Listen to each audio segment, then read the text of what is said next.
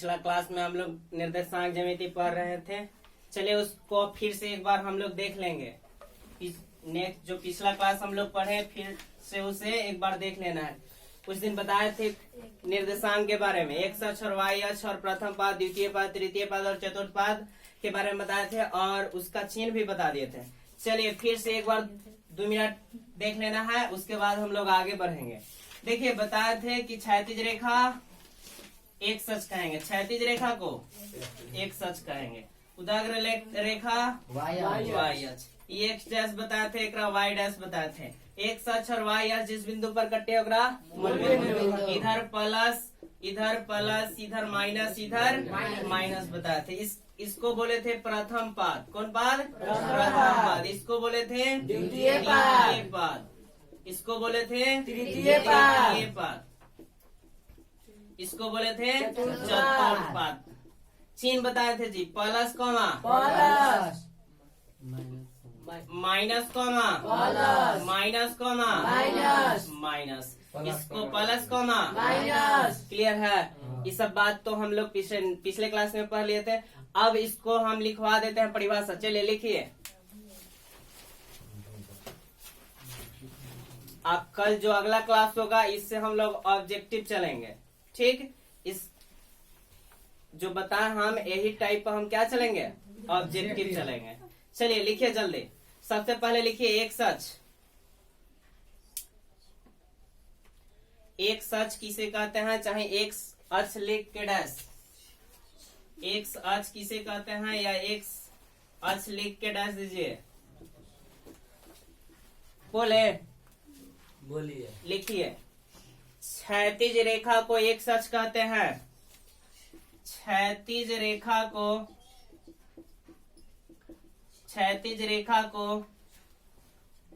एक सच कहते हैं। क्षैतिज रेखा को एक सच कहते हैं। हुआ? अगला लिखिए वाई अक्ष। वाई अक्ष बोले, लिखिए उदाग्र या लंबवत रेखा को वाई अक्ष कहते हैं। अगला टेस्ट कह के बोले थे 22 तारीख। अगला टेस्ट 22 के होगा। वाई अक्ष हुआ, उदाग्र या लंबवत रेखा को वाई अक्ष कहते हैं। क्लियर हुआ? आगे लिखिए। ये लो मिटाते हैं। वाई अक्ष हुआ। अब लिखिए मूल बिंदु लिखिए। मूल बिंदु लिख के डैश बोले, मूल बिंदु लिख के डैश।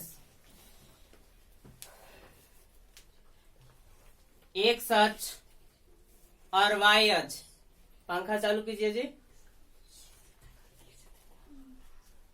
एक सच और वाई अक्ष, एक सच और वाई अक्ष जिस बिंदु पर लिख दें, एक सच और वाई अक्ष जिस बिंदु पर मिलती है या कटती है, मिलती है या कटती है, उस बिंदु को मूल बिंदु कहते हैं। उस बिंदु को मूल बिंदु कहते हैं। मूल बिंदु कहते हैं। बोले, मूल बिंदु हुआ? क्लियर जी? याद हुआ सबके? एक सच और वाई अक्ष जिस बिंदु पर कटती है ओकरा कौन बिंदु? मूल बिंदु कहेंगे। आप VVI लगा के लिख दीजिए, स्टार मार के 5 स्टार लगाइए। देखिए मूल बिंदु का नियामक, मूल बिंदु का नियामक, मूल बिंदु का नियामक 0,0 होता है। मूल बिंदु का नियामक 0,0 होता है। बहुत ही अच्छा क्वेश्चन। मूल बिंदु का नियामक 0,0। अब कल जब हम लोग ऑब्जेक्टिव टाइप चलेंगे तो फिर इस सब पर फिर से हम लोग ऑब्जेक्टिव चलेंगे, ठीक ना। अच्छा क्वेश्चन कल क्लास अब्सेंट कोई नहीं रहेगा जी। कल के जो क्लास है बहुत ही अच्छा क्लास है।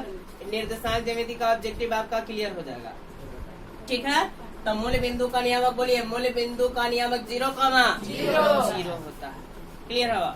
आगे लिखिए किसी बिंदु का नियामक, हाँ स्टार मार के लिखिए। किसी बिंदु का नियामक, किसी बिंदु का नियामक, किसी बिंदु का नियामक x, y होता है। x, y होता है। किसी बिंदु का नियामक x, y होता है। ये बात समझे। यानी किसी बिंदु का अगर नियामक लिखना हो तो x वाला के आगे लिखना है और y वाला x वाला आगे, y वाला पीछे। क्लियर है बात। यानी किसी बिंदु का अगर नियामक लिखना हो तो x वाला को आगे लिखना है और y वाला पीछे। आगे लिखिए x के नियामक को भुज कहते हैं। x के नियामक को भुज कहते हैं। x के नियामक को भुज कहते हैं। x के नियामक को भुज कहते हैं। x के नियामक को भुज कहते हैं। अगला स्टार। x के नियामक को क्या कहेंगे? भुज कहेंगे। अगला स्टार। y के नियामक को, y के नियामक को, y के नियामक को कोटि कहते हैं। y के नियामक को कोटि कहते हैं। या चलिए x के नियामक को भुज कहते हैं, y के नियामक को कोटि कहते हैं। देखिए भुज और कोटि से क्वेश्चन आता है जी। भुज और कोटि से क्वेश्चन आता है 1 नंबर में। तो ये सब ऑब्जेक्टिव जब हम कल पढ़ाएंगे तो इस पर क्वेश्चन का हो जाएगा, क्लियर होगा आपका। आगे लिखिए एक अक्ष से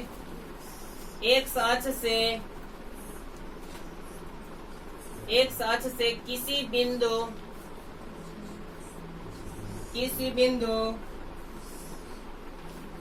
की दूरी, किसी बिंदु की दूरी y नियामक कहलाता है। y नियामक कहलाता है। एक अक्ष से किसी बिंदु की दूरी y नियामक कहलाता है। क्लियर है। एक अक्ष से किसी बिंदु की दूरी y नियामक कहलाता है। आगे लिख लीजिए y अक्ष से, अगला y अक्ष से मिटा रहे ना, y अक्ष से किसी बिंदु की दूरी x नियामक कहलाता है। x नियामक कहलाता है। x नियामक कहलाता है। चलिए फिर से एक बार। एक सच याद है, क्षैतिज रेखा को एक सच करते हैं। उदाग्र या लंबवत रेखा को एक सच और y अक्ष जिस बिंदु पर मिलती है या कटती है उसे मूल बिंदु कहते हैं। मूल बिंदु का नियामक 0,0 मूल बिंदु का नियामक 0,0 मूल बिंदु का नियामक 0,0 क्लियर है सबके। अगला अब आपसे कोई किसी बिंदु का नियामक X, y, किसी बिंदु का नियामक X, x, y। आगे लिखवाए थे कि x के नियामक को भुज कहते हैं और y के नियामक को कोटि कहते हैं। x के नियामक को भुज कहते हैं और y के नियामक को कोटि कहते हैं। ध्यान देना है, ये बात थोड़ा सा बता देना है। भुज और कोटि x के नियामक है और y के नियामक क्या होता है। देखिए अगर बिंदु देले रहे 2,3, बिंदु कितना है जी 2,3 में कहेगा भुज होगा। भुज होगा। विकल्प आपका दे रहेगा 2, बी में देगा 3, सी में देगा -3, डी में देगा -2। देखिए, हाँ ध्यान दीजिए, कहा है 2,3 में भुज होगा। तो हम परिभाषा पढ़े हैं कि x के जो नियामक होता है उसे भुज कहते हैं। तो हम अभी बताया है किसी बिंदु का नियामक कितना होता है, x का Y। यानी आगे वाला x और पीछे वाला Y। तो यहाँ यही बात है जी, x के नियामक होता है। x के नियामक कितना है बुआ? 2। x के नियामक कितना है? और y के नियामक कितना है? 3। तो बताओ जी, भुज कितना है? 2। और कोटि 3। और ठेठ में याद रखना है, आगे वाला भुज। पीछे वाला कोटि। आगे वाला भुज। पीछे वाला। कोटि। क्लियर है सबके? तो एकरा में कौन वाला सही होगा? ए। विकल्प ए। तो इसको हम क्या करेंगे? रंग देंगे। क्लियर है? भुज और कोटि पहचान जाइएगा। चलिए एक वो पूछते हैं पीछे से। पूछेंगे बिंदु -3,4 में कोटि का मान होगा। कोटि का मान होगा, विकल्प देगा 4, बी में देगा 6, सी में देगा -3, डी में देगा NT। नॉन ऑफ तेज बोलिए जी पीछे से। सुबोध कुमार आप बताइए। ए ऑप्शन है। Option A. सही है जी। हाँ। चलिए सही है, यानी हम जान गए, आप छीन गए कि आगे वाला भुज। पीछे वाला कोटि। कोटि। क्लियर है? कोई दिक्कत? इतना परिभाषा लिखाया गया है, कोई ऐसा परिभाषा जो समझ में नहीं आया? कौन वाला? सब समझ गए? चलिए, तो अब हम लोग नेक्स्ट क्लास में निर्देशांक ज्यामिति के फॉर्मूला पर चलेंगे। चलिए सुनिए, ध्यान दीजिए। अगला क्लास में हम लोग कहा चलेंगे, एक फॉर्मूला लिखवाला के बाद में ऑब्जेक्टिव, सॉरी कल नहीं परसों आपका ऑब्जेक्टिव क्वेश्चन चलेगा। कल हम इसको फॉर्मूला सब दे देंगे, ठीक ना? जितना निर्देशांक ज्यामिति के फॉर्मूला होता है हम उसको लिखवा देंगे, और परसों हम लोग क्या कर लेंगे? ऑब्जेक्टिव। तब हम लोग चलेंगे सब्जेक्टिव की ओर। ठीक है, तो आज इतना ही। अगर ना समझ में आए तो कमेंट करना ना भूले। मैं भरपूर प्रयास करूंगा कि आप लोगों को समझाऊं। ठीक। ठीक।